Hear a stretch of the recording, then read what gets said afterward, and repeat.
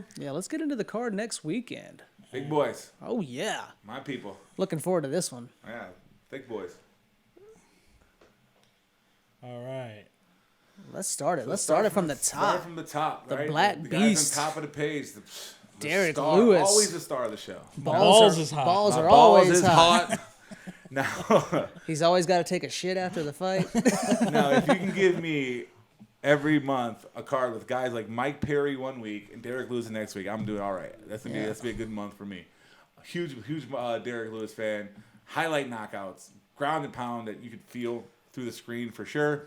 Versus Curtis Blaydes, who's probably the most underrated fighter in the UFC. Yeah, you look at him, and it's his style.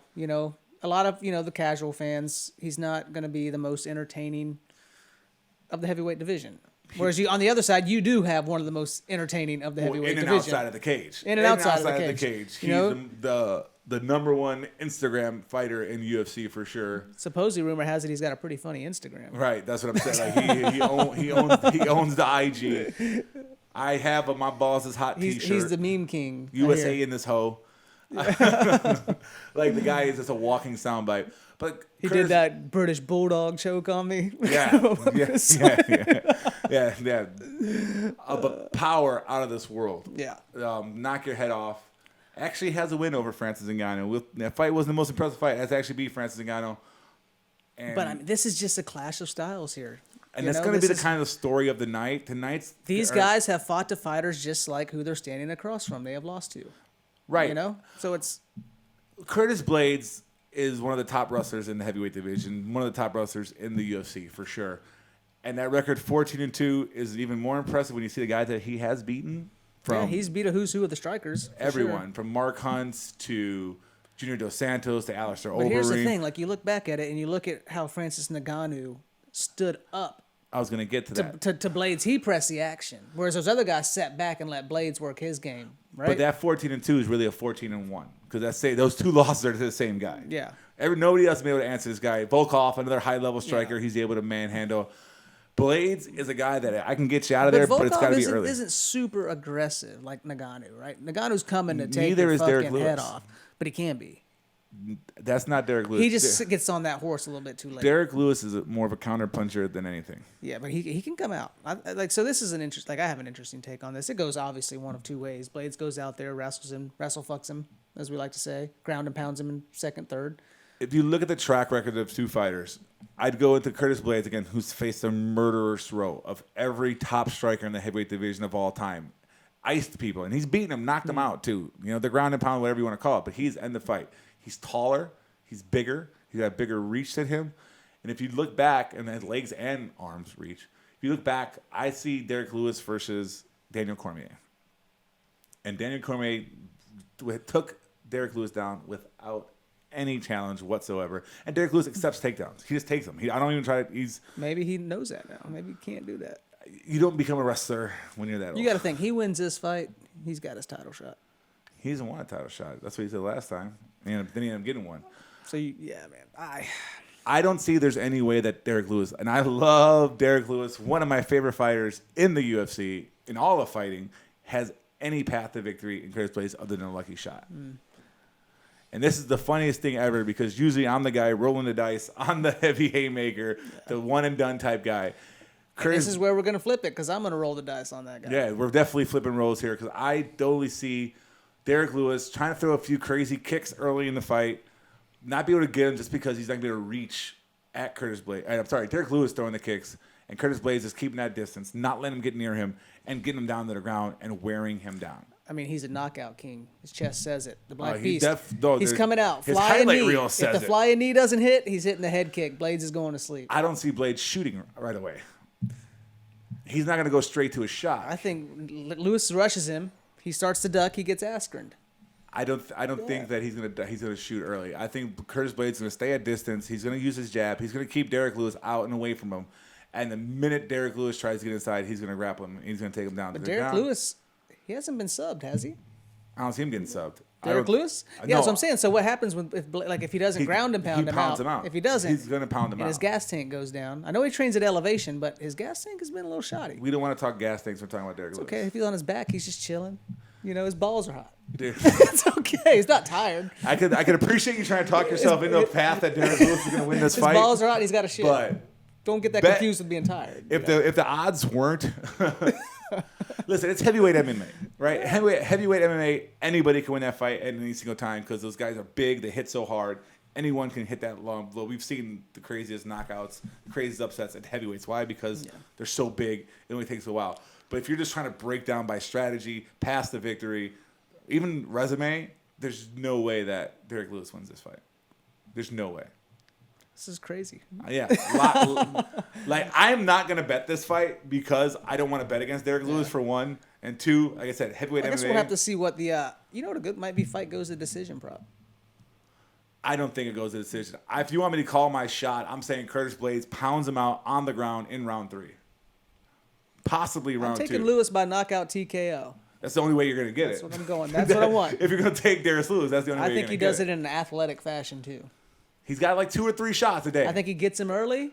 He has He gets him early, rocks him, and that's it. That's the way it goes down. Honestly, like all BS aside, that's the way it goes down. It's the only way it's going to happen. So I'll take Derek Lewis, the Black Beast. We're at odds right away. I'm going Curtis Blaydes, but again, I am not betting that fight. All right, unfortunately, this one is off. This fight actually got canceled. Moicano's got COVID.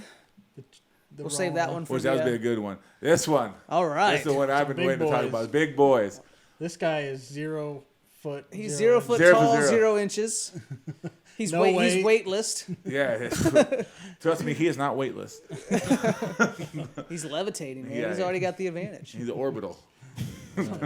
But Josh Parise versus Parker Porter. I said it right. Parker Porter. It's a tongue twister to say out loud. Josh Parise from the Dana White Contender Series. Big dude, right? Freaky athletic, though. He does a lot of spinning shit. Spinning elbows, spinning back kicks. Freaky athletic. Got some power, too. He's going to put you to sleep. Parker Porter is kind of an up-and-down fighter. He's going to stand there with you. He could take a pounding. His last fight against Parker. Let's just say it. Parker Porter's there to pad the record. I mean, he's kind of that gatekeeper role in wrestling. They call it enhancement talent, right? Make my star look good. Yeah. We'll get you a good check for your effort. You know? We'll get you a nice little check. You're gonna get a good train. I don't think if you get to a good it's interesting. training Some camp. of us are at odds with COVID, and some of us should be thankful for it. That's the way. That's why Parker Porter's here. You know, he's to make And Parisian, Parisian look good. like I said, Parisian, he's fresh from the Contender Series, so Dana White wants to elevate these people. He wants to pick them up. He wants them to be the stars. He wants to show that my Contender Series is what makes fighters. I'll go with the debutant here. Knockout. I'm going Parisian to knockout, probably second round. I think Porter survives the first round. He has fought some time. Like he's Dude, got, you see the way he's looking at you? I wouldn't say that. I would. I'll grapple you. I'm not gonna box you. But he has fought like Gabriel Gonzaga, so he's fought some big guys, some big hitters. He fought Dawkins, who has some power, and he survived the first round. So I think he gets out of the first round. Maybe Parisian hits one of those back elbows. I see this going Parisian pressing him against the cage, and he loves to throw that spinning back elbow in that cage area. And I see that landing and putting Porter out. Yeah, should be a quick fight. Yes, this is the one I've been All waiting right, to here talk we go. about. Only one reason you're watching this The one. star of the show, Rachel Ostovich. Gina Mazzani. Yeah, there you go. Zoom in. Zoom in. Yeah, so Rachel Ostovich has got the distinction that she's hotter than the ring girls. Which she is. 4-5 in the UFC. Now that Paige Van Zant's gone, she's kind of taken that role, I think, which is, I know, kind of disrespectful to say. Gina Mazzani is a tough chick. Yeah. She's a brawler. She'll get in there. Big size advantage. She's bantamweight coming down. And she 5'6", 68.5-inch reach. She is a fighter, right? Yeah. Gina Mazzani's in the UFC to be a fighter, to win fights, to chase titles, to get dollars. Rachel Ostovich is talented. She has skill for sure. I don't want to totally throw her under the bus. She's got a decent ground game. Yeah, she's a good ground game. Her reach advantage, is not there. It's almost 9 inches on the reach advantage. 8 inches or whatever that number is. It's huge. Bigger fighter, Gina. I don't see any path for Rachel winning this fight. I don't. Gina Mazzani wins. Gina Mazzani Ostovich wins. opens OnlyFans account. Yeah, we all win. Well, that's happening either way. Bruises and all. Bruises and all. That's gonna be the page name. So that's Bruises pretty much that one. at OnlyFans at Bruises and all. You guys want to move on to Miguel? Let's go to this next one. Yeah, let's go to Blaydes. High hopes for this guy. This is one we've been arguing about already. Yeah. I'm gonna take the dog in this one. Ten Takashi Sato. 10 Takashi Sato. Yeah. So Miguel Baeza. Plus 170 underdog. I like it for the guy with experience going up against the the young Lion. Blaydes here, the Caramel Thunder. The Caramel Thunder. That's a nice porn name. I didn't even know that was his name. I would have totally picked him if I knew that beforehand. But 9-0, a high-level Brazilian Jiu-Jitsu black belt. But doesn't use it often, Russ. He finishes fights on Right. feet. And that what makes... And this is where this fight's going to take place. You think it's going to get down to that? I think it's going to take place there, and I think Sato's going to catch him. Sato's going to want to have it on his feet for sure. And I think that Baez is more than capable of beating him on his feet too.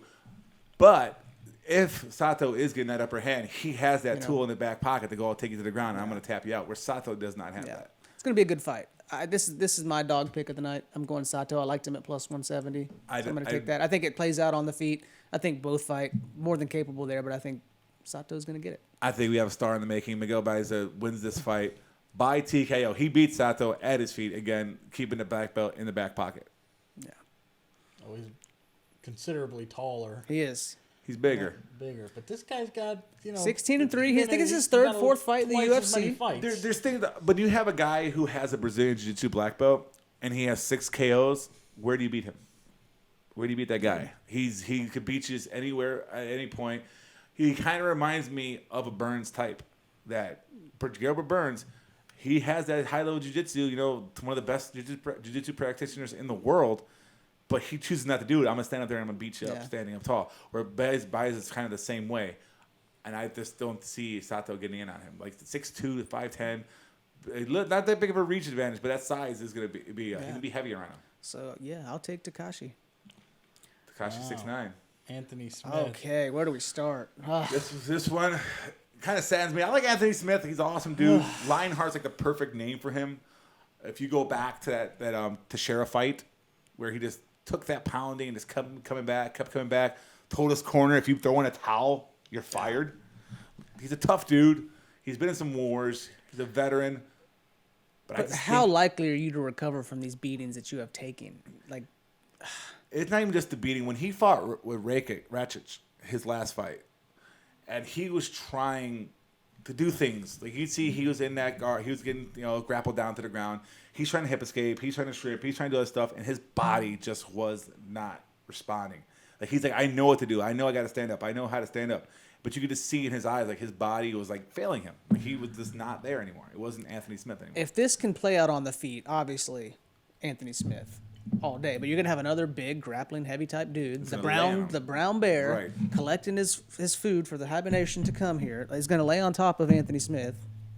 I mean, I see this playing out like Anthony Smith's last fight. Like Rakic employed the grappling, stood on top of him. Right. And arguably, I mean, Devin Clark's a better grappler than And even his last fight, too, Anthony was talking about how it's tough to leave his family for camps now, and he likes being a dad, and that's not a bad thing. I have my own kids. But, like, if you're not 100% in the fight game, yeah. if you got one foot out, he does a lot of commentary work. He's good on the mic, on his analysis when he's breaking down fights, things like that. He's got a future there. For sure. Maybe he can clip him with a counter off the cage or something as Clark's coming in. It's got to be on the feet. Like, it's got to be on the mean, feet for sure. I don't see it happening. Like I said, during that Rakic fight, I just saw Anthony Smith trying to call on tools that he's used in the past and stuff that he's done before, and it just wasn't working. He wasn't getting the response that he wanted from his body. You can kind of see when fighters are on the way out. Right. And I think that's Smith. And Clark, on the other hand, a little bit younger, a little bit bigger, the 12-4 records, a guy that can try to build up. That 205 division is wide open now, right? It's, the king is left. He's moved on to heavyweight. So he might be one of those guys that are trying to build up there. He's, I could see him winning this fight and going on and fighting a guy like Johnny Walker or something like that, putting a fight like that together to try to raise it up. Because, again, that 205 division right now is wide open. It's so wide open, out of time to hopping up for a title shot. I didn't like it when I saw Anthony Smith back on this card. I'm like, it's too soon. You've taken three bad beatings. He had to fight the meth head that broke into his Yeah, we forgot about that home. one, right? That was a fight for his life. Hear him tell it. The Jones fight was not too beneficial for him. Like, Glover beats the brakes off of him, knocks his teeth out. I think the Glover was the one that it was time to start thinking, maybe I don't want to do this anymore. Then maybe it's time for me to kind of transition to something else. Again, he's got a job. He's always on ESPN. He's doing the analyzing. He's breaking stuff down. And I just think that Devin Clark gets him here. It's actually one of my He actually opened up as an Yeah, underdog. let's see. What are the odds right now? Right now, it's shifted. I know at first Evan Clark was underdog, so I guess a lot of people were like, what's going on here? And now it's down to 105, minus 105 for Yeah. Devin Clark. So yeah, it's flipped. A lot of money coming in on Clark. So I'm rolling with that. Follow the money, right? Follow the money. I just think that Devin Clark gets this done. Yeah, what do we got next? I think now we're in the prelim. undercard, the prelims. Yeah.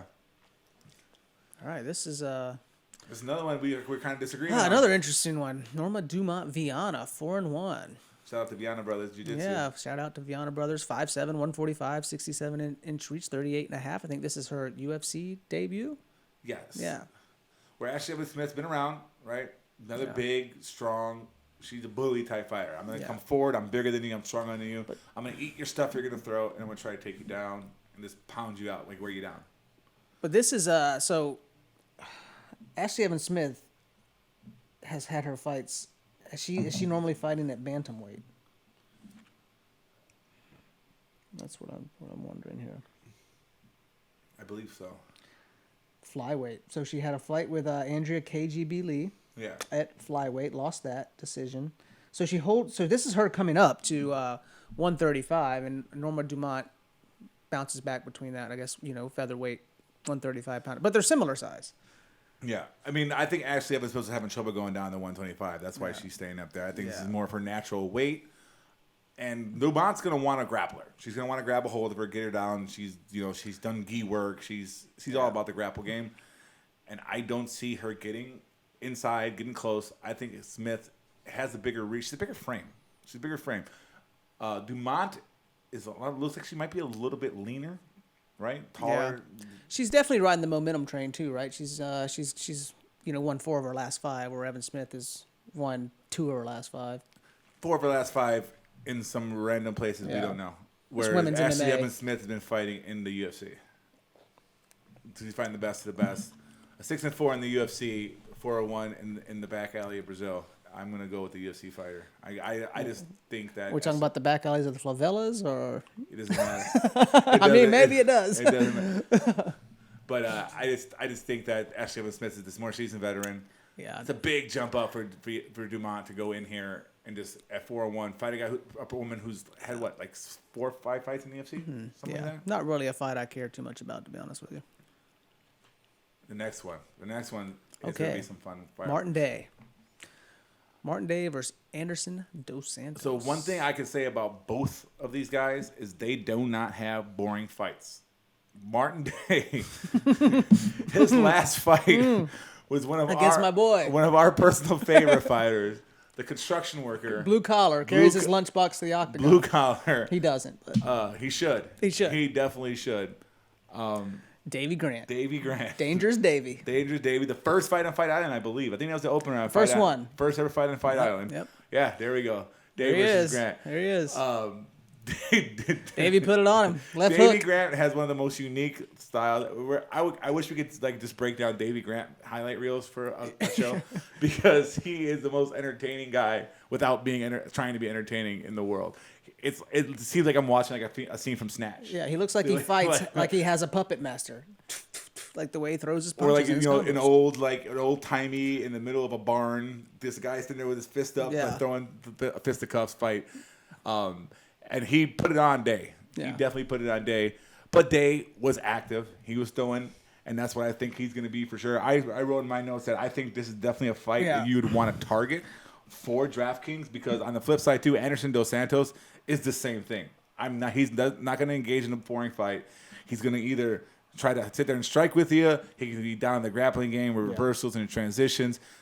Both these guys are going to go and score and try to win the fight. They're not going to try to win by decision either. They're going to try to end this fight. So it's not going to be a boring fight. And we've had, Dos Santos has had some formidable opponents, some good competition. He's fought Andre Ewell.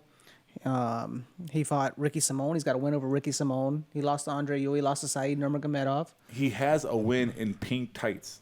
I didn't even know you could wear those in MMA.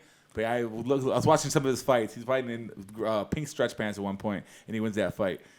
I personally like Dos Santos a little bit more in this fight. It's the distraction of the bulge, my man. Man, it's kind of like you can't see punches if your eyes are down like here. the opener last night, the guy with the neon ankle, the guy got the neon ankle. The Brian Ortega Cup. Yeah, man. What are you gonna do with that, bro?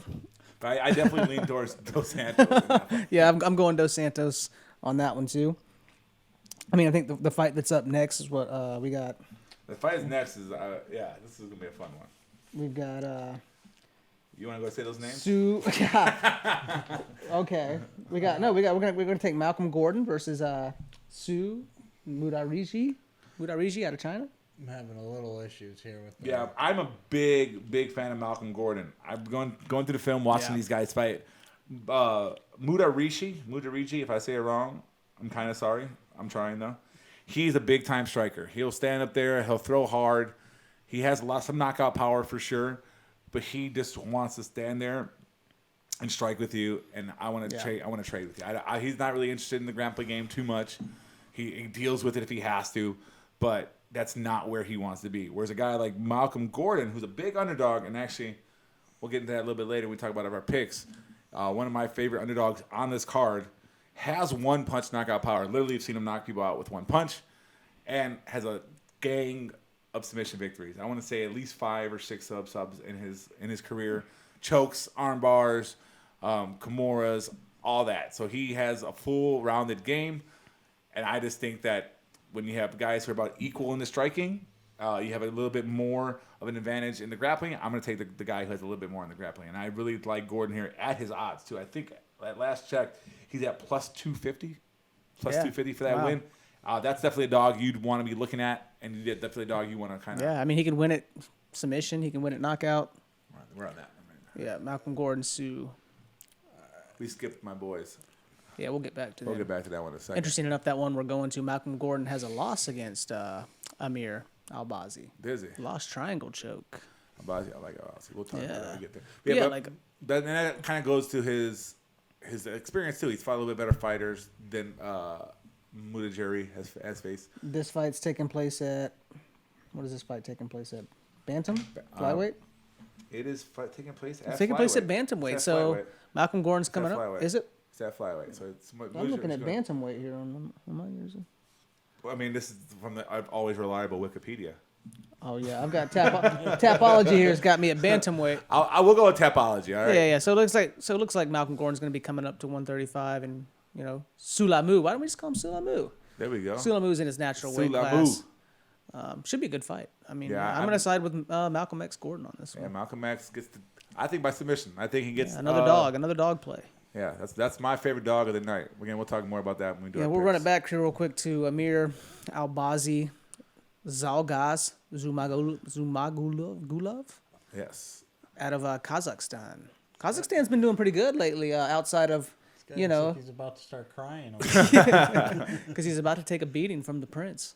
Yeah. So Zalgaz, Good on the feet. Zalgaz Zumagulov, really good on the feet. Has faced some top competition with guys like Tyson Nam, has been in the UFC. Has what's Alir? Tagir Ulambekov. Tagir Ulambekov. So he's fought UFC competition before. Just wants to stand there and kickbox with you. Though. Yeah. He great head movement, great angles, crisp punches. Power for sure. But his kryptonite. He has no interest in going down to that guy. Yeah, and when he gets there, he doesn't look too happy. And that's Also, side note, this guy must have a magnet in his cup. Because watching the film on him, 3 different fights, I've seen him take a nut shot. So maybe it's about his stance. Man. So I'm going to go over-under in this fight, 2 nut shots for Amir. over-under, okay. Over-under 2 nut shots. But on the flip side, Amir Albazi, the Prince. Here he is against Ralian Paiva. Yeah, he's a striking machine. Look at he's throwing 126 2 strikes. takedowns. Yeah. So we were. I mean, yeah, just like the other fighters coming out of Kazakhstan, good on the feet.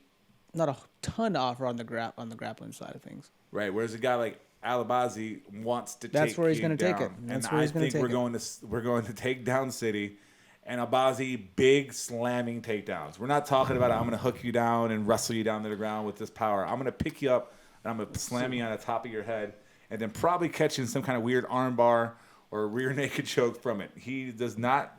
He can, throw some hands for sure, but he's going to shoot. He's going to come in. He's going to try to take Zalgaz down, and he's going to get him down a few times. That's going to be what happens when he gets to the ground. Yeah, and right now, I mean, the odds are changing. This is now a pick'em fight, whereas It opened at Zalgas is actually money's coming in on Zalgas here. Interesting. Opened at plus 100 for Zalgas. Money coming in. Now we have a still got some pick'em. time for that line. We got to a move. pick'em fight here. We still got some time for that line. That's where we're recording this about a week out from the fights too. So Yeah. these lines could move by the time you hear this. So Yeah. be always be careful. Basically, based on how people are betting, these lines are going to move. So right now, Yeah. it might not be in Zalgas end up being that favorite. So Almir might be another underdog Yeah, pick for me. you get Albazi at dog money. Definitely, I'd say jump on that. if you see he gets plus money for Amir Albazi, I think he's going to win the fight. He's my pick to win the fight. Yeah.